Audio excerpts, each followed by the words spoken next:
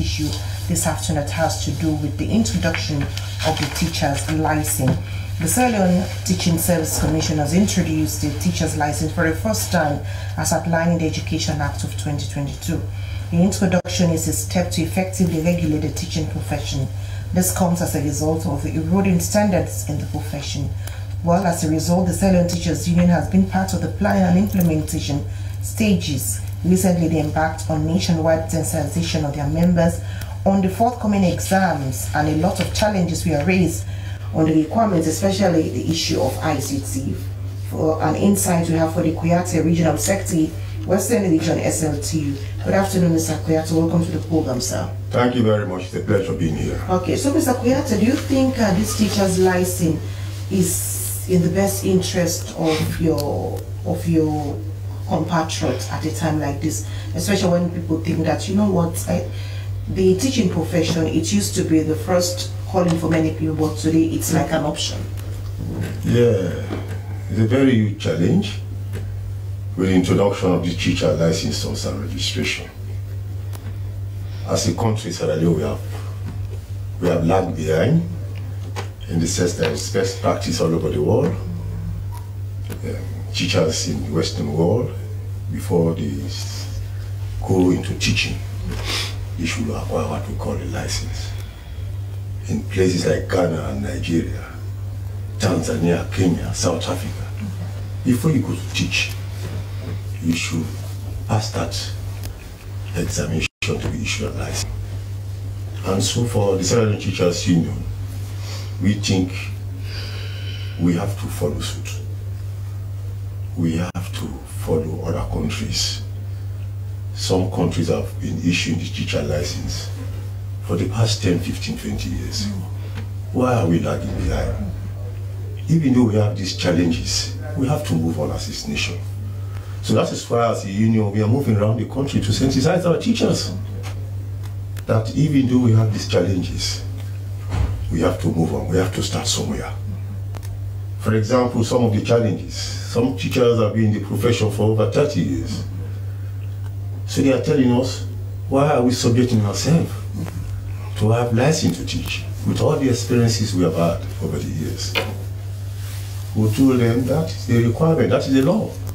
The Education Act of 2023, Section 51A of the 58(1) of that says, for you to step into the classroom to teach, you have to be registered and be issued a license. Just like the lawyers, they are coming out from college, the law degree from Foday College and other institutions of higher learning, but they have to go to the law school. And the law still give them the license to go and practice law. The teaching profession also to follow suit. We have some teachers, with all due respect to our teacher training colleges, we have teachers that are coming out with HTC, TCE, name them. But when they go to the classroom to teach, it's something different. You don't have the methodology to teach. Some of them, even the simple English, they have a big challenge.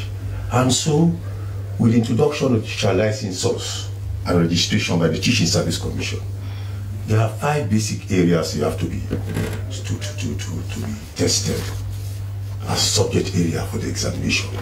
Basic mathematics, basic English, ICT, information communication technology, education, that is, we talk about the methodology in education, and then professional standards, that deals with behavior. Nowadays, you see some of our teachers, the way they behave, they take part in exams malpractices, sexual abuse of children, all of these things deals with morals. And so you have to be tested in some of these things, these 5 basic areas, before you are issued a license. When you are issued a license as a teacher, you start looking at your behavior. If you misbehave, your license will be withheld until for some years, or perhaps for 3, 4, 5, 6 months, as the case may be, and you start to look at your behavior.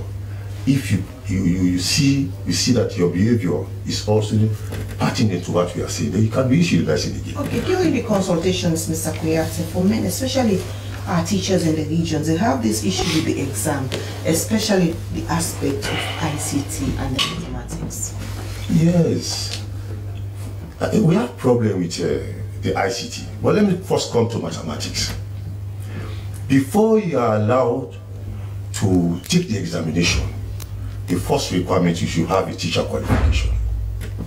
If you have a PhD, even if you have a PhD, if you don't have a PhD in education, you will not be allowed to take the examination. Because PhD by itself is not a teacher qualification. If you have a Masters of Arts degree in economics, in computer, if you don't do what we call masters, if you don't do education, you are not a teacher. So first and foremost, you should have a teacher qualification before you're allowed to take the examination. So for example, when you do education in the colleges, for teacher training colleges, university, for a teacher, you have to do basic mathematics and basic English. That is the requirement. You go to Nitimagai, you go for HTC, you go for Bachelor in Education, you must do basic mathematics and basic English. Now coming to the ICT, that's where the challenge lies. 90% of our teachers are computer illiterate, and that's a very big challenge for us as a nation. Some of the colleges and university, you see students pay for computer science to do computer. For 3-4 years they are at that college. They will not set eyes on even the computer. So one of the requirements we have told government, we have told TSC, let's engage the teacher training colleges or university. So that any teacher that enters the teacher training college, that it should be compulsory for them to do ICT, computer. For this set of teachers now, this is a big challenge. How can they say they should start exams in taking ICT when 90% of our teachers don't know computer? Some of them have not even set eyes on computers. Not even the Android phone, some don't have it. So it's a big challenge, but we have told our teachers we have to start somewhere. And that is why for the exams, the computers, the ICT is going for 10 marks out of 100. So that even if you don't pass the computer, for example, you don't even see the computer course, out of 100 you pass.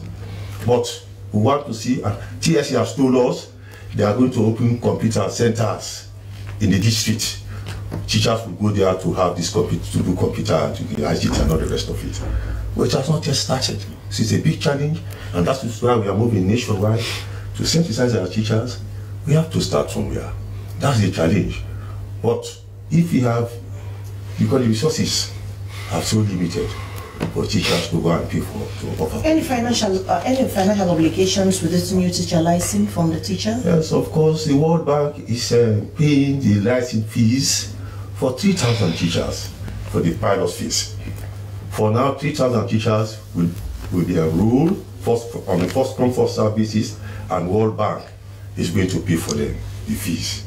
After the 3,000, you start sitting examination on the 20th to the 20th of this month, January to the 20th of February. The first part will sit the examination free of charge because those teachers, the World Bank is going to pay their fees. How were they selected?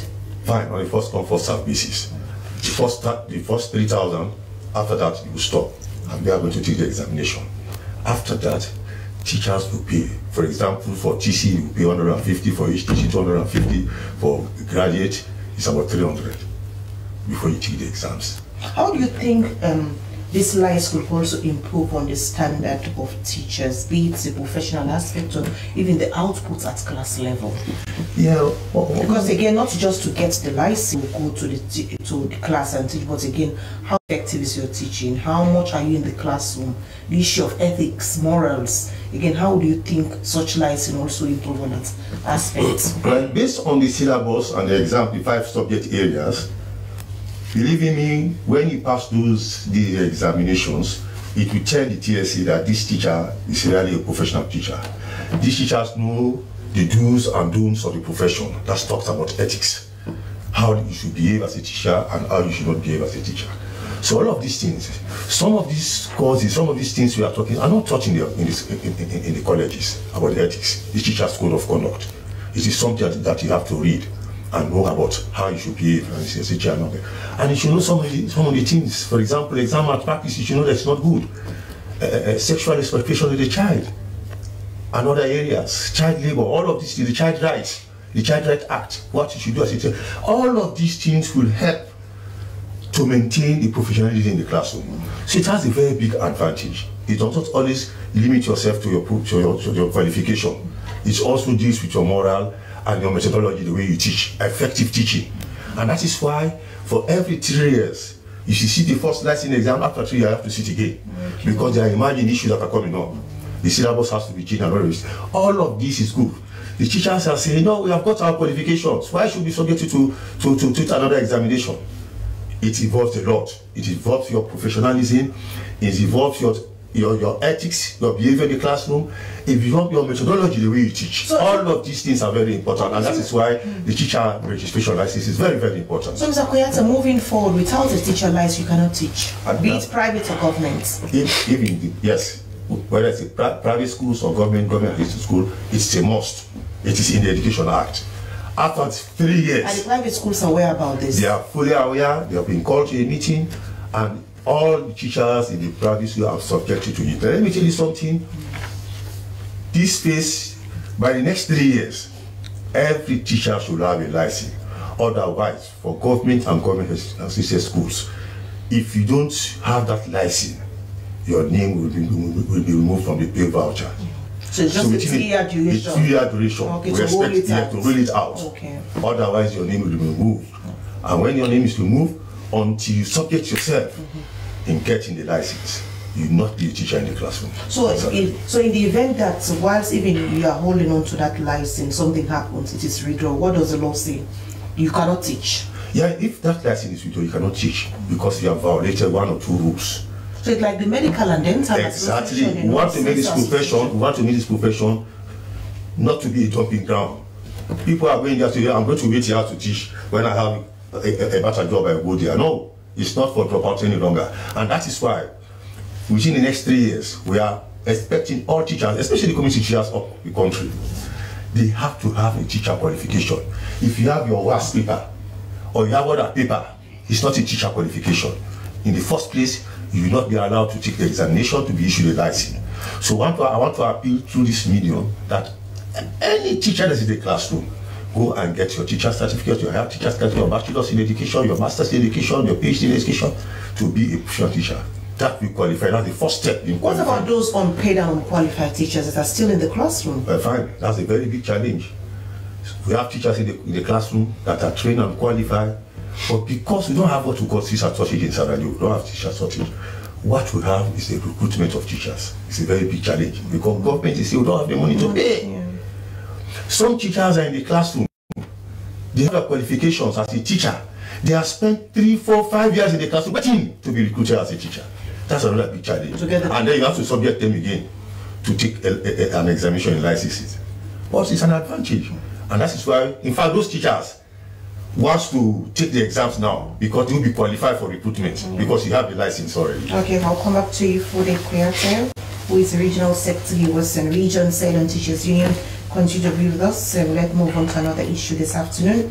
The new license go along with improved condition of service, because again, you are going to give me a license, but if the salary is peanuts, you could also go around do the other things that the license is speaking against. So how again, whilst you're pushing for teachers to get this license, conditions of service? Yeah, thank you very much. In as much as we welcome the teacher license program and we want our teachers to be licensed, we want government to look at the condition of service for teachers.